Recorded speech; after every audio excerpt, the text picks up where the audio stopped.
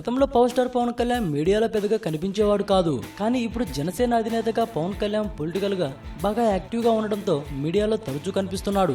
అయితే పవన్ ఎక్కడ కూడా చేతిలో ఫోన్ పట్టుకొని కనిపించిన సందర్భాలు చాలా అంటే చాలా తక్కువ. ఆయన ఫోటోలకు కూడా దూరంగా ఉండేవాడు. అయితే పవన్ ఇప్పుడు బహిరంగ సభతో పాటు మీటింగులు కూడా వెళ్తున్నాడు. పలువురును పవన్ చుట్టుముట్టి ఫోటోలు తీసుకుంటున్నారు. అయితే పవన్ చేతిలో ఫోన్ మాత్రం కనిపించదు. అసలు పవన్ కళ్యాణ్ ఫోన్ వాడడా అనే డౌట్ చాలా మందికి రావచ్చు. అయితే పవన్ కు ఐఫోన్ అంటే చాలా స్పెషల్ అంట.